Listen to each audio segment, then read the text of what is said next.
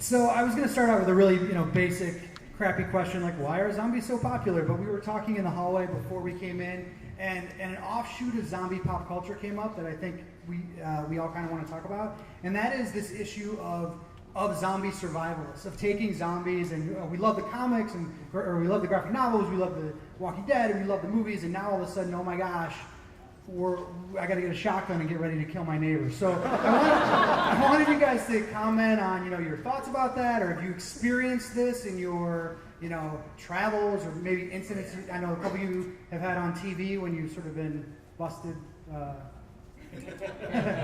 But yeah, so we'll just shoot it out there. What do you guys think of the survivalist craze? Well, I'm naturally paranoid, so I was worried about it the day I started writing Zombie Survival Guide, even though I didn't think it was going to get published. I'm 41 years old, so when I was a kid, there was an issue with Ozzy Osbourne called, he wrote a song called Suicide Solution, and some kid killed himself, and the parents found the record on the turntable, so naturally they went after Ozzy Osbourne. So I knew from a very young age that whatever you put out there, people are going to try to link you to whatever is happening. So if you look at zombies, who's owned Zombie Survival Guide? All right. Well, you'll notice under general rules, general number 1 is obey the law. I did not put that in to be funny. I put that in literally to say to people, like, don't go on a killing spree. Because the truth is, I was always worried about that. And then I saw a documentary on Discovery Channel. Did you guys see the one about zombie preppers? Yeah, for those of you who haven't, there literally was a documentary where they were trying to be sensationalist and be like a zombie apocalypse could really happen. And they interview these nutballs with just gun-toting militiamen. Who one of them is sitting next to you, isn't he? No. I'm getting to them. No, I'm talking about the guys who substitute the word zombie for Jew. Oh, yeah. So these guys were stockpiling weapons, and it was clear, like hand grenades, which is, I'm sorry, it's illegal in every state. But they were like, yeah, this is going to happen. Then what they did, the producers of the show would then cut to grown-ups like Dr. Steve Schlossman and Daniel Dresner, who are like real people with degrees. They were the smart people, and they edited it in such a way where you have Prepper, yeah, it is going to happen, I can't wait, I can't wait, but I can't wait, yeah, it's going to happen. And then they would cut to Schloss, who'd be like, yes, it will. Now, why don't you take it from here? Let me first tender my resignation to my university. So I'm a physician. I'm a child psychiatrist. I teach at Harvard. I don't know if it's needless to say, but Harvard's a bit of a stodgy place sometimes. And when that documentary came out, this is a nice lesson for me. I like telling stories. I love zombie stories. I've always loved them. When Discovery approached me, they asked me to be part of this. I thought it would be a cool opportunity to teach them science and also sort of explore the stuff I'm passionate about. That yes, it will ended with yes, it will never happen. Literally, that was the way I did it. So it was a great example of the sort of naive, schmuck doc walking in there and thinking that he would get to sort of have a good time, and then what showed up on TV was hard to watch, actually. So I apologize, actually, to folks who think that I thought that it would ever be okay to arm up like that. A good zombie story, in my opinion, and in the opinion of almost everybody I know who's interested in the zombie genre, is about what not to do. That's what those movies are all about. They're about the fact that the best weapon you have is between your ears. It's got nothing to do with how many bullets you got or how big the gun is. As Max pointed out, it was an uncomfortable moment and a learning point for me, but also a really interesting part. And to sort of tie that together with this, the whole thing last year where the bath salts thing, where the guy ate some, and somehow folks decided that the most parsimonious explanation would be zombies, as opposed to an ingestion or something like that. And then the CDC wrote about it and all this stuff. So it's very easy for us to get carried away when we're afraid. And as Max's book, The Survival Guide, and other books really adroitly pointed out, that's when we're really dangerous. The zombies aren't the danger; it's us.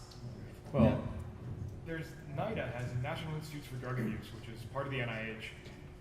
Has a website which talks about certain kinds of drugs and their danger. And there's a website that a friend sent me this morning, and it was for fake marijuana. I forget what it's called. Yeah, Spice, right? Spice, okay. K2, I think they I've called heard. it. Really, Matt? You knew that really fast. You know, we're in California, you get the real stuff pretty easily. But anyway, so they had this thing, and they actually referred to the zombie effect. So this is a .gov website, and they're talking about this drug that causes the zombie effect. And the CDC is releasing what to do in the zombie apocalypse. And then you've got a couple of doctors talking about zombie stuff. And suddenly my crazy uncle is like out in the backwoods and he's going, this is going to happen. Like, why would the government be talking about this so much, right? And you're like, oh my God, this was supposed to be funny. Like, what is going on right now? Well, my concern is that a lot of times when we talk about zombie and zombie training camps and boot camps, I worry a little bit that it's code for militia and people kind of organizing to set up groups to overthrow the government, or think that they're going to try to overthrow the government.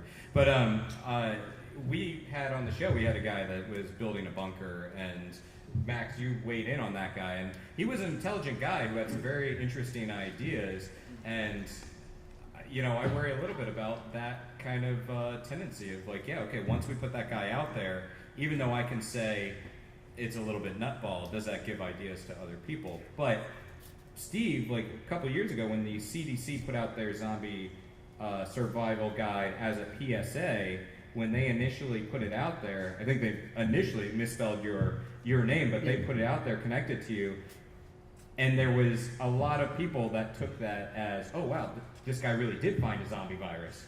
Right. No, I mean, just the footnote to that story is they did misspell my name. If you want to know how to piss off a nice Jewish mother like mine, you misspell his son's or her son's name in the press. So she called him up and fixed it. But then I had to. She's like, I don't care that my son's writing about zombies. I care that you misspelled his last name, and he's still a doctor. So she did both those things. But the funny sort of part of that is, when the CDC did do that, and then they quoted the disease that I just made it up in the book I wrote. I mean, it's based scientifically, but obviously it's made up because it's not real. And then the folks who I work for at the medical school said, well, you got to do something about this, Steve. You got to make an announcement. You got to go on, out there and call the press and tell them that zombies aren't real. And I said, okay, I mean, I'll do that, but isn't that what we would say? Like, is it like what we would? So I didn't say anything, obviously, and the whole thing back down. But it is, again, it's a great example of how this stuff just, takes on its own steam. So, very interesting. Well, stop me. I want to move on. Oh, okay. Scott, you're up next. So obviously, zombies are popular because of the apocalyptic stuff. That's obvious. But prepper shows are big that have nothing to do with zombies, right? A lot of preppers don't like zombie fans at all. So I'm kind of interested in what you think of some of the other, and I'm not a big prepper personally, and I'm super into zombies. So why the zombie craze now, is huge. It's been growing and growing for the past decade. And why is that? Why now? Unrelated to the apocalyptic stuff, unrelated to a bad economy, or we're worried about the end of the world or global warming. There's got to be other reasons, and what do you think those are?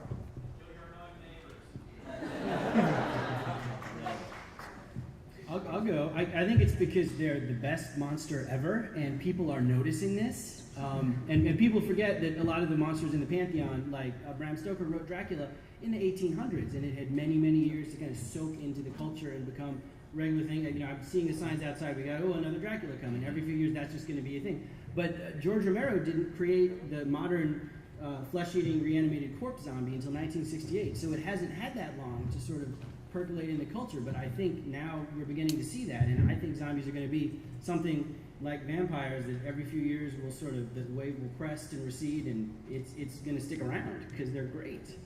Well, I would also say that part of the appeal is that it's the monster that we create. Like, at least with all the zombies that we normally talk about, it's created via our stupidity or ignorance, and it's like our monster, our little personal monster. Like God and a wrathful God can create vampires and ghosts and everything, but hey, zombies are our little handiwork. So I think that's part of the appeal. It's also, I think, a fear of ourselves in a lot of ways, right? Like, Godzilla is clearly a monster. Even a vampire is clearly supernatural, right? But there's something about that fear of either what you could become, right? It's sort of like the Joker says in Dark Knight, right? Like one bad day, right? right? What could happen? Right? What could happen with one really bad day? I think that's what makes it so intriguing is that it's kind of us, all of us. And, you know, being at a place with 120,000 people like Comic-Con, you're walking around on the floor and you're like, what would happen if something happened, right? Like what kind of shit would go down if there was like an explosion in the back You're corner, supposed to. right? There could be people under 18. Please be aware there are many members of your audience maybe What under kind of 18 years of bad age. things could go Who had down? never heard that word before? You just called a child. Right. There is actually a comic called Zombies vs. Fanboys, I think, that was set. Yeah, thank you. That was set at Comic-Con last year. I would say part of what we need to think about when it comes to the popularity of zombies is that George Romero lost, creative control over the zombies in Night of the Living Dead, putting it in public domain. Something like Alien for Fox or Predator, people can't grab that and make their own shows and make their own movies and make their own comics. When it came to The Walking Dead, Robert Kirkman can take parts of it. He can take big parts of it, and so can any one of you. You can make it into whatever you want, and so that allowed because there's no strings attached, because nobody had to pay any rights. You can make anything zombie you want, and that's another reason why it's grown so big. Do you guys know, are you familiar with that Night of the Living Dead from 1968? It instantly went into public domain when it was released because it was originally titled Night of the Flesh Eaters.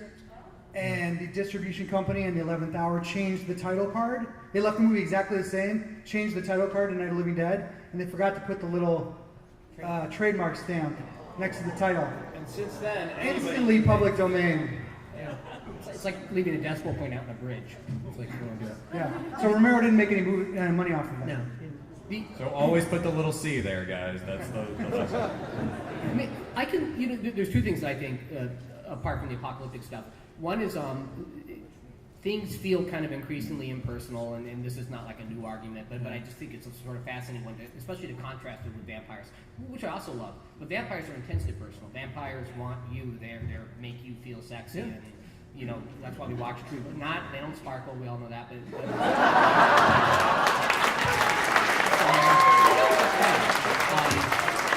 Last year, by the way, that was Max's line. I stole it. I didn't trademark it. You didn't trademark it. Okay, right. Zombies are not about you. So if a zombie wants to eat my guts and I step to the left, it eats his guts, right? Or the other person's guts. And if something's going to eviscerate me, I'd like it to be about me. I'd like to be special. And no, I'm serious. And as we become kind of more and more detached, we actually feel less and less personally special. So the zombie actually appeals to that particular nightmare, which is a sort of similar spin to what Brad said. The other thing is they just map uncomfortably well, and Brad and I both talked about this, onto the science in a way that, and I can't really do Dracula science, but I can do zombie science, and it maps more comfortably than I'd like it to. And I think that's part of the problem. I don't think there's anybody out there preparing for like the My Little Pony apocalypse, right? You mean you can't scientifically study how a vampire can go to your high school and steal your girlfriend? I already know.